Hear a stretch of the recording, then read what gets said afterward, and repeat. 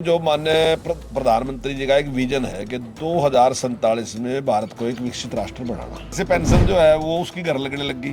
इसी प्रकार से मान लीजिए किसी एक को जाति का प्रमाण पत्र चाहिए, वो उसको कहीं जाने की जरूरत नहीं है। ऐसे बहुत सी चीजें हैं जो ऑनलाइन कर दी जिनके लिए कहीं जाने की जरूरत नहीं। सर, आपके विरोधियों का कहना है कि मंत्रियों का सरकार के मुखिया के साथ समन्वय नहीं है, जिसका खामियाजा जनता को भुगतना पड़ रहा है। स्वास्थ्य विभाग का भी जिक्र होता है। कल मेरे पास जैसे कुछ लोग आए, 4 लाख लोग आए जिनके पास गैस का सिलेंडर नहीं था। अब हालांकि दे तो पहले रहे थे, लेकिन उस टाइम उन्होंने लिया नहीं, तो कल उन 4 लोगों को भी वही गैस का सिलेंडर उसी टाइम उपलब्ध कराया। ऐसे ही हमने जो सुपर 100 का एक शुरू किया था, तो उसके बहुत अच्छे परिणाम आए। पहले साल ही हमारे 25 बच्चे जो हैं वो IIT में गए। दूसरे साल में हमारे 29 बच्चे IIT में गए और 26 बच्चे हमारे MBBS में गए। अब की बार हमारे 100 बच्चे जो हैं IIT में चले गए। पिछले 9 सालों के दौरान भारतीय जनता पार्टी द्वारा देश और प्रदेश में करवाए गए कामों का लेखा जोखा लेकर सरकार के प्रतिनिधि जनता के बीच में जा रहे हैं। इसी कड़ी में हरियाणा के वन, पर्यटन और स्कूल शिक्षा मंत्री द्वारा विकसित भारत विकास यात्रा को हरी झंडी देकर रवाना किया गया है। सर, इन यात्राओं के पीछे क्या सोच है और इनका क्या प्रभाव पड़ेगा? देखिए, जो पहले हमने एक जन संवाद का कार्यक्रम शुरू किया था और उसमें जनता के बीच में जाके हम सारी की सारी बात सरकार की उसके सामने रखते थे कि सरकार ने क्या क्या काम किए, और अगर कोई समस्या थी उसका समाधान भी करते थे। लेकिन अभी भारत विकास यात्रा जिस प्रकार से पूरे देश में शुरू की गई है, तो उसमें जो माननीय प्रधानमंत्री जी का एक विजन है कि 2047 में भारत को एक विकसित राष्ट्र बनाना। तो उसके मद्देनजर जो जो जरूरतें हैं, विकसित राष्ट्र का मतलब है जो आम समस्याएं वो समस्याएं नहीं रहनी चाहिए। तो हमारे प्रधानमंत्री जी ने उस दिशा में काम करना काफ़ी लंबे टाइम से शुरू कर रखा, और हमने बहुत सी जो काम है वो ऑनलाइन शुरू कर दिए। तो पहले था कि हर चीज़ के लिए एक प्रार्थना करनी पड़ती थी, किसी से रिक्वेस्ट करनी पड़ती थी, सिफारिश करनी पड़ती थी। लेकिन अभी हमने क्या किया कि हमने सारी चीज़ें ऑनलाइन शुरू करने लग रहे हैं। हम जब जिस आदमी का जो राइट है उसको किसी के पास जाने की जरूरत नहीं, उसको उसका अधिकार वहीं मिलेगा। जैसे अभी BPL कार्ड बने, तो किसी भी आदमी को जरूरत नहीं पड़ी पूरे हरियाणा में कि वो BPL कार्ड बनवाने के लिए किसी के पास सिफारिश करे, उसके घर बन के गया। ऐसे ही आयुष्मान, चिरायु, ये सब कार्ड घर बन के गए। इसी प्रकार से पेंशन जो है वो उसकी घर लगने लगी। इसी प्रकार से मान लीजिए किसी एक को जाति का प्रमाण पत्र चाहिए, वो उसको कहीं जाने की जरूरत नहीं है। ऐसे बहुत सी चीजें हैं जो ऑनलाइन कर दी जिनके लिए कहीं जाने की जरूरत नहीं। तो विकसित का मतलब है कि इस प्रकार की जो समस्याएं हैं वो समस्याएं नहीं रहनी चाहिए। तो उसकी दिशा में काम करने के लिए ये यात्रा शुरू की गई है, और इस यात्रा में हमारे 12 डिपार्टमेंट उस टाइम मौके पे होते हैं। अगर किसी की कोई समस्या है तो निश्चित तौर पर हम उसी समय उसका समाधान करते हैं। मान लीजिए किसी की आमदन ज़्यादा आएगी लिखी गई, लेकिन वास्तविकता में उसकी आमदन है नहीं।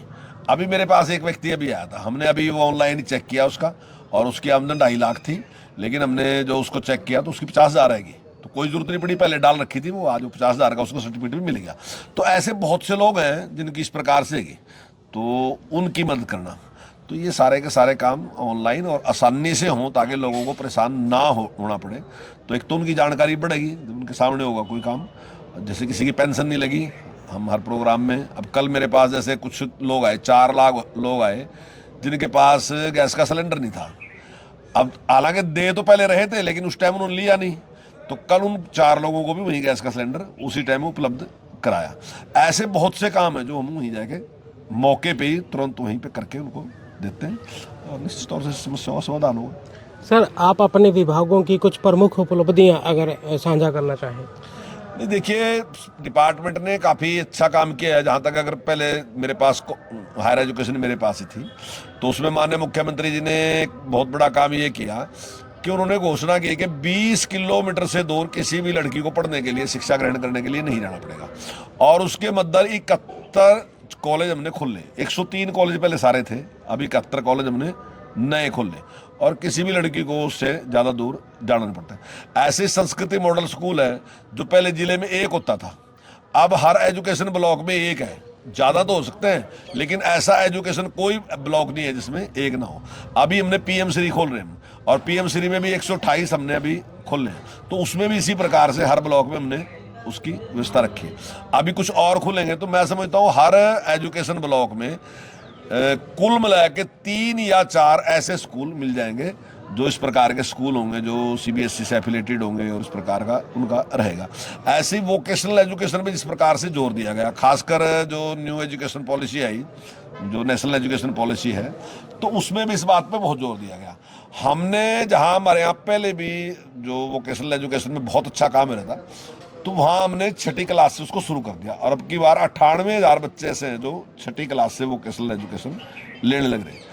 ऐसे ही हमने जो सुपर 100 का एक शुरू किया था, तो उसके बहुत अच्छे परिणाम आए। पहले साल ही हमारे 25 बच्चे जो हैं वो आईआईटी में गए, दूसरे साल में हमारे 29 बच्चे आईआईटी में गए और 26 बच्चे हमारे एमबीबीएस में गए।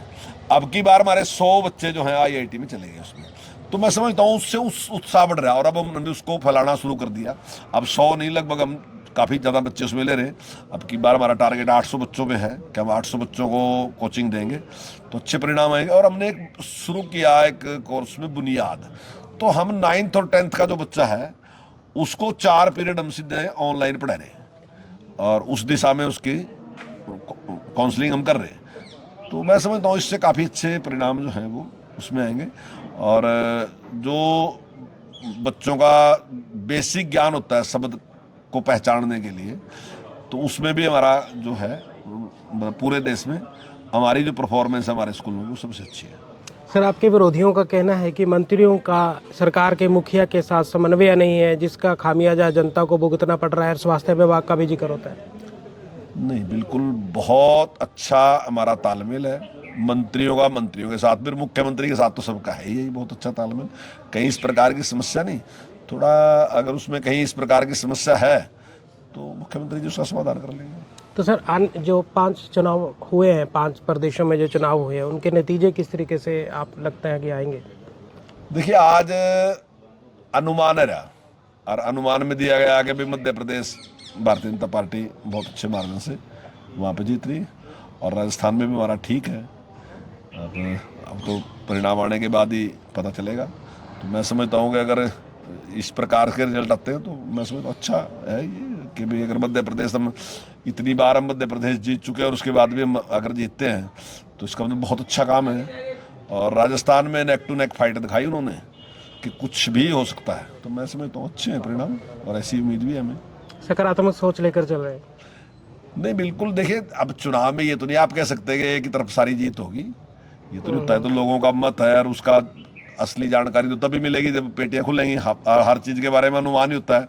अब आप तो पूरे बाहर के प्रदेशों के बारे में मेरे से पूछ रहे हैं, मैं तो अपना ही नहीं पता होता जिस टाइम चुनाव हो के हमारे ही क्या होगा, पर एक अनुमान है ये कि अच्छा रहेगा परिणाम। बहुत बहुत शुक्रिया सर।